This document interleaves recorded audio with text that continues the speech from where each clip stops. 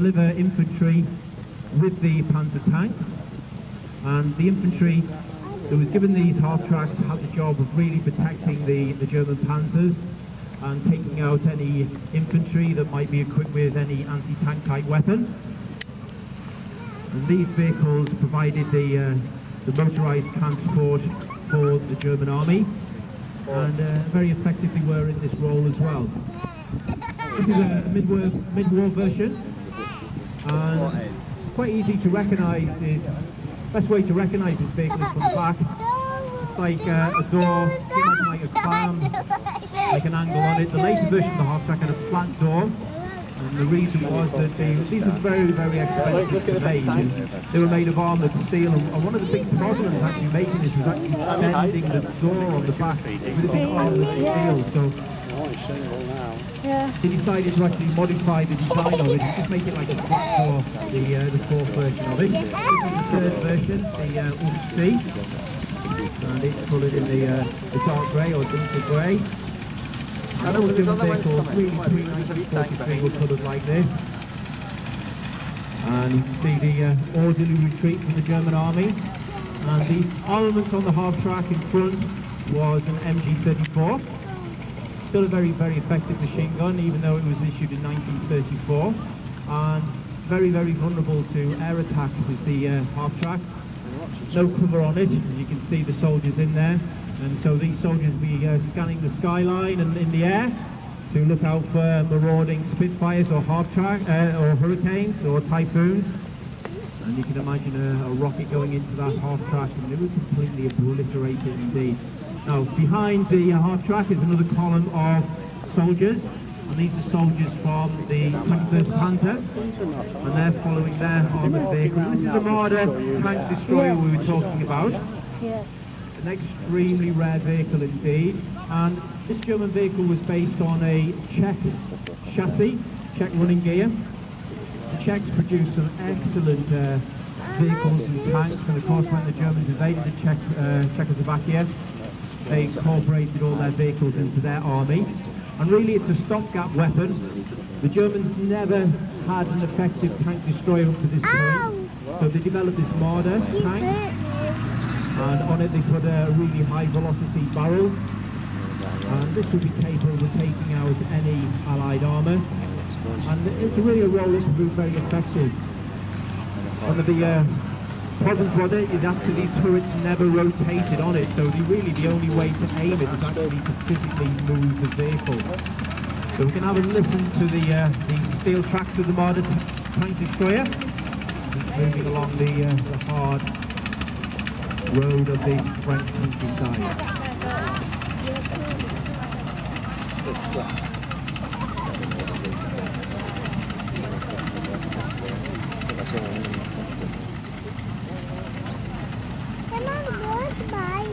Do you like that? Yeah. Ask him if we can borrow it.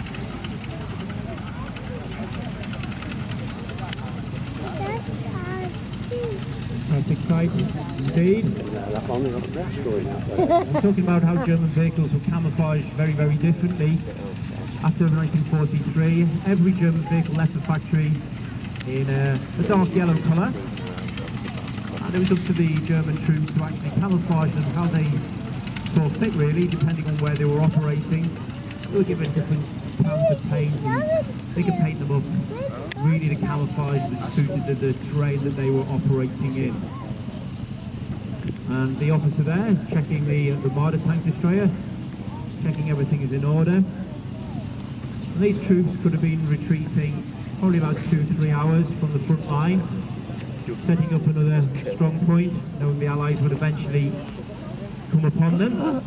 The weapon there that the soldier's carrying is an MG-42. Very fearsome weapon indeed. It's the well-fed German machine gun. And the MG-42, interestingly enough, is still being used in armies all around the world even today. There's actually been no machine gun that's ever been able to replace its reliability and its rate of fire. It's the MG-42, and that would fire well over 1,100 rounds per minute. Big disadvantage with it, of course, that the barrel got very, very hot indeed. So the trained crew actually had to change the barrel after a certain amount of shots were fired through the barrel. To help this, they were given a pair of asbestos gloves to actually hold and change the barrel. See the Marder moving off. Excellent cross-country ability. And to actually move a fully tracked vehicle like that, you have to lock the tracks on one side and really just fuse across the ground or the tarmac, making a nice mess. So the German troops retreating and they're just going through the checkpoint. That's the standard sidecar combination of the German Army. BMW R71, 750cc. And quite often you see those motorbikes actually armed with a machine gun on the side, usually an MG42. So the Germans retreating from the Allied advance. Officer in charge of them there is deploying his men because he knows that the Allies are around the area and they'll actually be coming onto this next strong point pretty soon.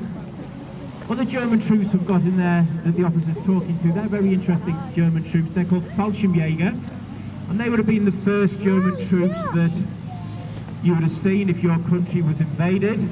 And these are German airborne troops, and their most famous deployment was the invasion and taking over of Crete, where they suffered a lot of casualties, and after this Hitler decided never ever to deploy the Fallschirmjäger in the role they were trained as paratroopers, and they spent the rest of the war actually as very, very effective ground troops. You can tell the Fallschirmjäger by their different steel helmet, which very different from the regular German Wehrmacht troops.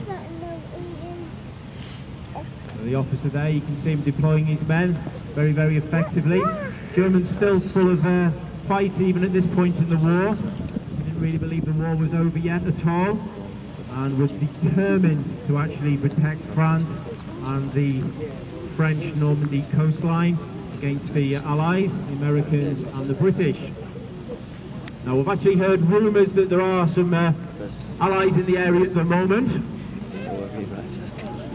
and the first troops that you're going to see are French resistance troops. Now French resistance are very, very important to the Allies at this point. They had all the local knowledge and they were not actually regular combatants, so if you're actually captured as a civilian, French civilian,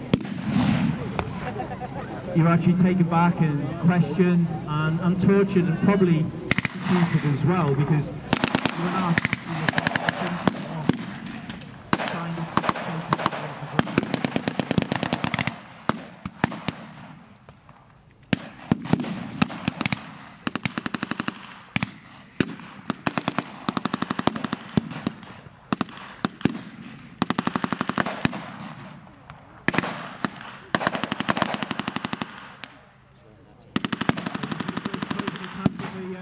Allies, French resistance fighters, backed up by commandos, and these are really the first people that would land on the city. They had the job on really the big ones receiving and fielding down to bear on the German position. And the British commanders berets on, and these this point is very close to the French fighters. And the French fighters all the local terrain, of course.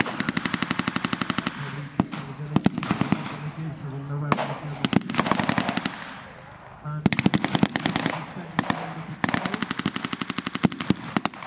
to ascertain distances in the area. The fact that exactly the role it was supposed to do, patrol that's in the area. So we've had some rumours that there have been some Americans and British paratroopers landing, gliders in parachutes, about 6 kilometres. And this Daimler Dingo will be deployed the main army, the main division, with a reconnaissance vehicle. And the smoke screen here, maybe in the street. And the David would go really fast in reverse, just going forward. Very, very useful to have it. Here is laying down a smoke screen, so the French fighters and the commandos can retreat in order. Very it really depended on its protection, its speed and its agility. Its role was very, very effective indeed. And this stainless steel main armament would only be a Bren gun, which is the British fully automatic machine gun, which was released in 1960. And the German army at this point in the war, very different type of uniform. They were experimenting with camouflage. This soldier in front is K98. He's got a on it. And the Germans bring in a reinforcement. We're talking about the half-track earlier. This is the role that it was supposed to do. Is to bring in soldiers right into the front line. The MG42 is firing away. Half-track bringing in German reinforcements. Small group of German soldiers in the front. Looks like they've beaten back the probing attack from these reconnaissance vehicles, the Daimler Dingo and the Jeep, going back to report. So now the German officer in charge of the Germans, he knows the allies in the area. 6 airborne. American troops from the 101st Screaming Eagles. So the German officer here knows that the allies are in the area and he's preparing for a counter-attack. We're talking about the Fallschirmjägers earlier, and if you can see they've got their recoilless artillery piece, and this would have been dropped by parachute, and it's actually bolted together. Its wheels and its barrel all come apart, and the idea with this is to actually drop it by parachute. And there we go, a really good shot of the Marder tank destroyer. The German troops using it as cover. This is armoured steel, very, very well protected on the front.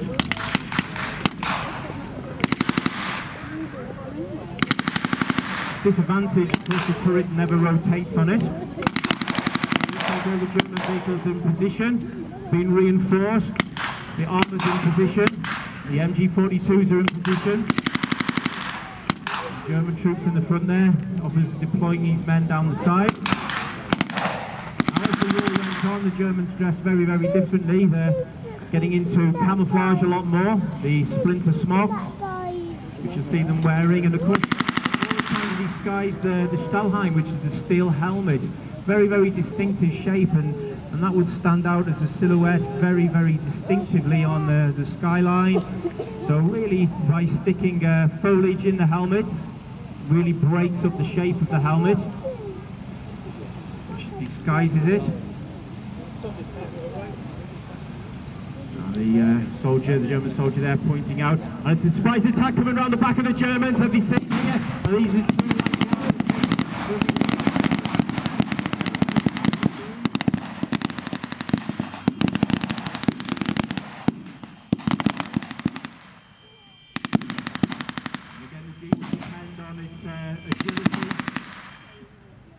And its speed to get itself out of trouble.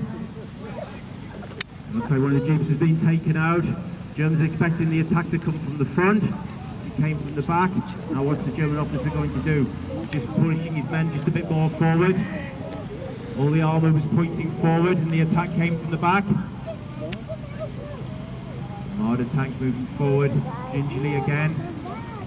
We were talking about the Fallschirmjägers earlier on. They're in the centre of the battlefield, and they were deployed most effectively in the invasion of Crete, of course, and it took a lot of casualties. After that, they were deployed as ground troops only. So you can recognise them.